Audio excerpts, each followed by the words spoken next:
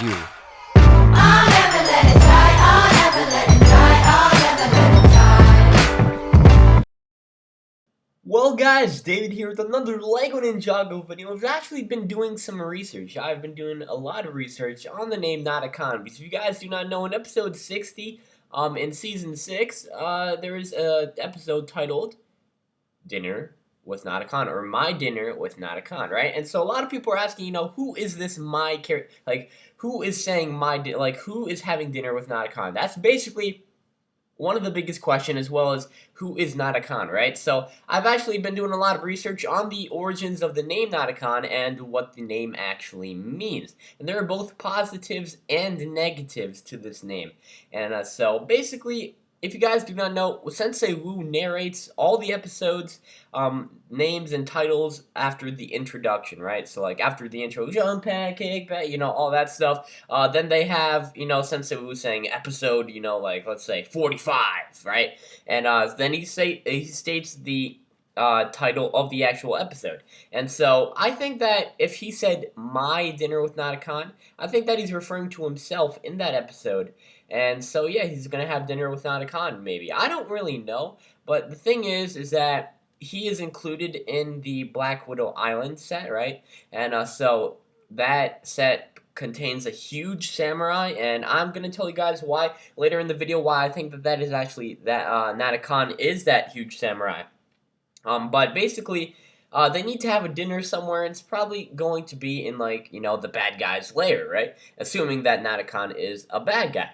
And so, Sensei Wu's in the Black Widow Island set. That's probably the base of, Nadakhan and the bad guy. And the only guy in the Black Widow Island set that isn't exclusive, that is exclusive and can't be found in any other sets is that huge samurai Big Fig, which is why I do think that that is Nadakhan. But basically, going on to the actual name, it originated somewhere in Europe a couple years ago.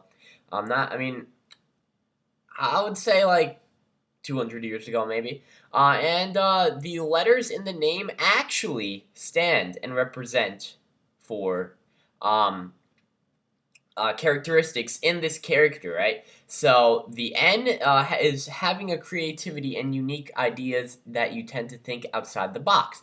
You have a strong will with opinions to match to it. You like to have an overview of your life, which can result in written journals. You can build your life in a systematic way, and you can have fair share of romantic relations. But the thing is, the two keywords or key phrases in this entire thing is right here. Having creative and unique ideas, you tend to think outside the box. You have strong will with opinions to match to it. So basically, that's referring to the characteristic of this Nadakhan character. He will have creativity and unique ideas, which can obviously be a big threat to the ninja because he's going to be very creative and will think of ways to outsmart the ninja if they ever try to combat him.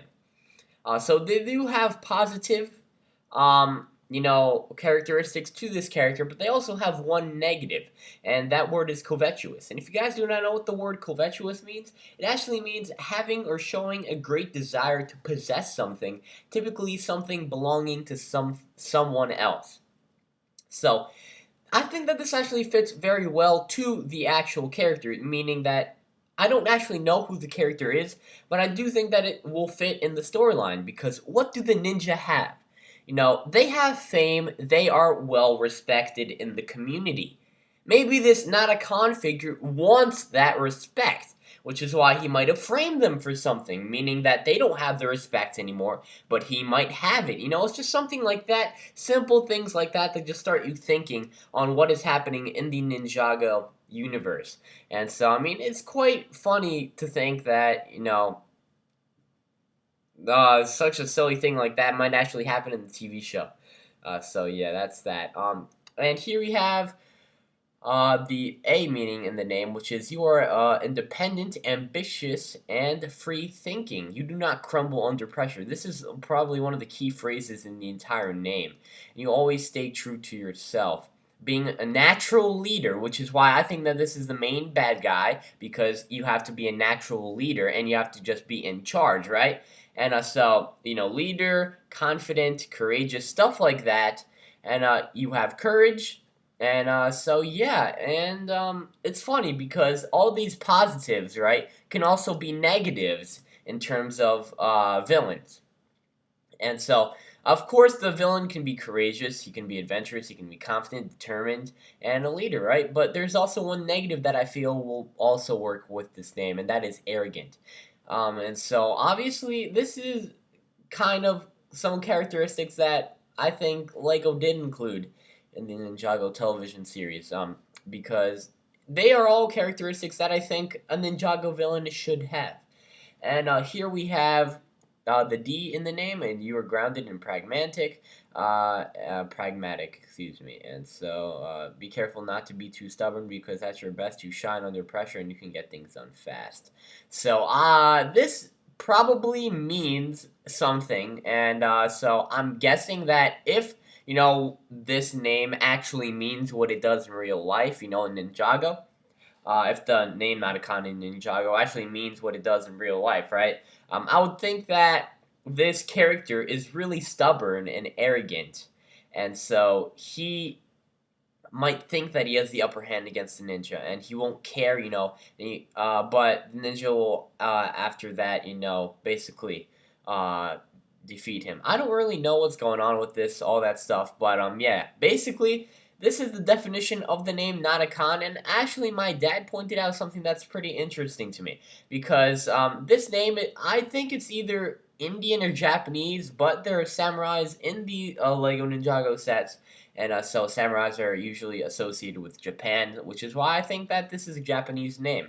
And so he actually did point out, my dad, that there is a Japanese karate that actually sounds really, really similar to the name Nadakhan, and that is Shotokan. And so I find it very funny how, such a name like this, right? Like this Japanese karate sounds a lot like the name Nadakhan. And so I don't think that it's a coincidence that the Hageman brothers chose this kind of name for the actual television series. And so I just think that this is probably the huge samurai dude.